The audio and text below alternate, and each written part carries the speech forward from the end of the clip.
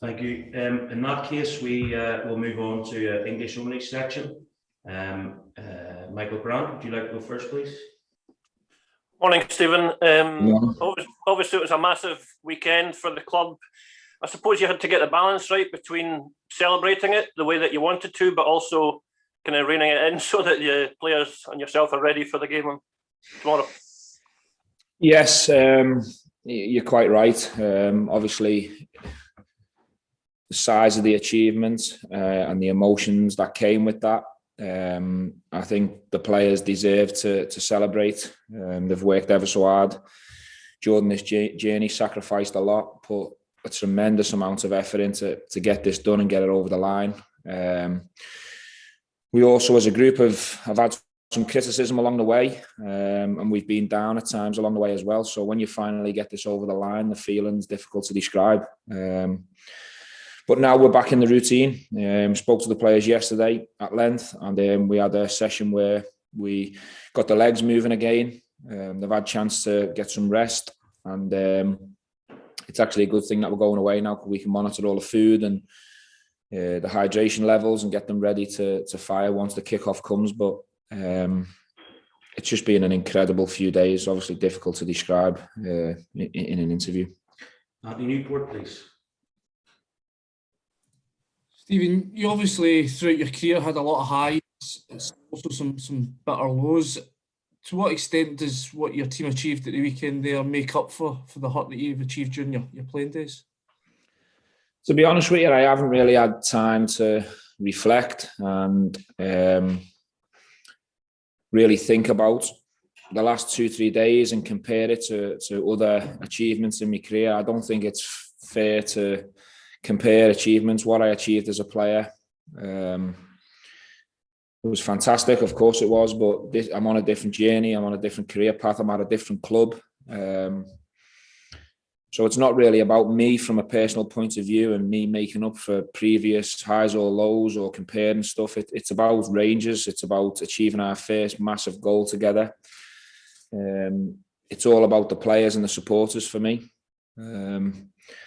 And as I say, in this position, I'm extremely proud of both. First and foremost, the players for doing the majority of the job and doing it in style, but also the backing that we've had since the first day I came in has been incredible as well. Gabriel, go ahead, please. Gabriel, go ahead, please. Thanks, Andy.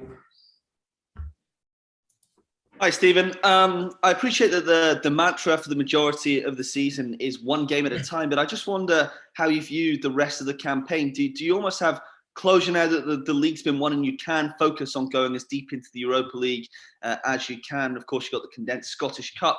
Or will the focus after these two games still very much be on doing the best you can in the league, perhaps equaling the points record and also staying unbeaten? I think externally, you know me well enough now that the mantra will always be next game, next challenge. But we want to add to what we've already achieved. We've got internal targets. We know how we want the rest of the season to look.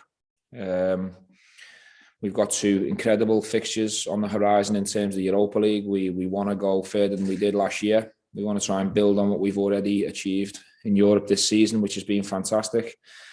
And then obviously we've got a huge Old Firm game to look forward to. And then the Scottish Cup begins in the split game. So there's so many exciting games and challenges internally that we want to go and try and achieve. And that's the way it is at Rangers. It's not about resting on your laurels and down in tools because you've achieved something so big. It's about going and trying to add to that now and make sure that the season's even more successful than it is where we're sitting right now. Matthew Lindsay, please. Hi, Stephen. Good morning. How can you tap into the feel-good factor of your achievement on Thursday and going forward in the rest of the season? I think the players have certainly been on an almighty high.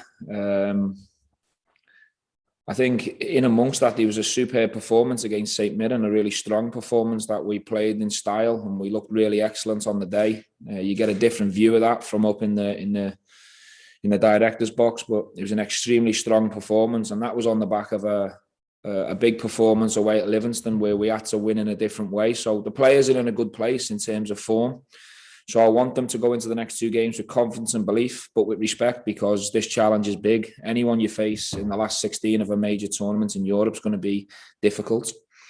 But I still have belief that if we can find 2 really strong performances from a European point of view, it gives us a good chance of getting through. So it's a really fascinating set of fixtures coming up. Robert Grieve, go ahead, please. Morning, Stephen. Good morning. And all the kind of celebrations, we saw a lot of kind of video clips flying around, Stephen. I think there was a great one of yourself doing a bit of a Klinsmann dive in the dressing room, which looked a bit of a good spot. Where did that come from? I think that's just getting lost in the moments. I was goaded into that by the players. I've goaded them for so long and demanded so much from them. The least I can do is get lost in the moments, I suppose. But it's not in a little bit of Sudocrem hasn't sorted out. And as I say, I'm back in the routine, I'm hydrated and I'm ready for the next challenge. Stephen Halliday, go ahead, please. Hi, Stephen. Can you update us on like so Ryan Jack, Kemal Roof? Are you likely to have either of them back for Thursday? Yeah, Kemal trained this morning. He'll be back in the group. He'll travel with us over to the Czech Republic, and he's available. Jacko is, if I wanted him to be ready, he could be, but I've decided to just hold back on him. So he'll be available for the second leg. I don't think it's right to push Ryan. Ryan's had a bit of a different injury this time, and last time we probably pushed it a little bit too quick. So I've decided, rather than the medical team, to just hold fire on that. Difficult decision, but I think it's the right in the big picture. Obviously, James is going to be a little bit slower. Luke Shammy, please. Morning, Stephen. You were talking about the rest of the season and the big games to come. There was some doubt about the Old Firm game, or questions being raised because of what the government have said. What can you say to reassure them and the wider Scottish public to make sure that these big games go ahead before the end of the season? I think I've already addressed this yesterday. I'm here to talk about Slavia and the challenges that are on the horizon. I'll let them conversations continue with the powers that be. That's above my head at this football club. I'll continue to relay messages like I have previously, and let's hope that these games can go ahead. David Edgar, please. Morning, Stephen. Good morning. In a way, is having a European game probably the best fixture after all the emotion of the weekend, because this team has shown in the past that it really relishes the European arena? Well, I think the weekends gave us that feel for success and that hunger and that feeling. And if I know these players as well as I think I know them, they'll want more. They want to go and build on what we've achieved. We've spoke about it and discussed it at length yesterday. And it'd be really interesting to see what level of performance we can find. They trained well yesterday. They were in the zone. They were focused. We've got another session today with preparation and game plan ready for tomorrow. And it's a game that we're all looking forward to. Libor, do you want to double check if any Czech journalists want to ask another question, please? Yes, sure. Je tady ještě nějaká poslední otázka od českých médií, prosím. Nyní je prostor pro vaše poslední dotazy na trenéra. Dobrý den, jestli můžu. Slyšíme se? Ano, slyšíme, povídejte. Dobrý den, já bych se zeptal pana trenéra, jak ho zaujal výkon Slávie proti Leicesteru, protože Leicester patří k nejlepším týmům Premier League, teď hraje v první 4 a vlastně Slavia udržela ty jeho hvězdy na úzdě, nedostala žádný gól, tak jak tohle ho zaujalo a jak bude těžké překonat obranu Slávie, protože to bude určitě jedním z klíčů k tomu, byste mohli uspět. Děkuju. My question goes to the coach. What was your impression on the match that Slavia Prague played against Leicester, which is one of the most performant teams in Premier League, one of the top 4 teams? How did you like the match? They didn't get any goal, and how would you assess their defense? I think Slavia's performance over both legs was extremely strong. Leicester are a very good team with a good coach who have so far had an excellent season. So instantly it made you well aware of the size of the challenge that we're going to face. This is a team who's going extremely well domestically.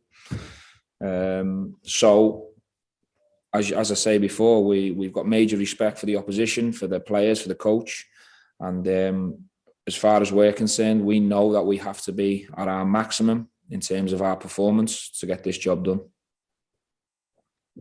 Ano, jak už jsem říkal, samozřejmě Slavia měla skvělý výkon, sledoval jsem oba zápasy a velmi se mi líbily, byla to úžasná práce, respekt jak hráčům, celému týmu, trenérovi, tak také oceňují výsledky v průběhu celé sezóny. Jsme si toho velmi dobře vědomi a víme, jaká výzva před námi čeká. Slavia je silný tým, který dobře hraje na domácí lize.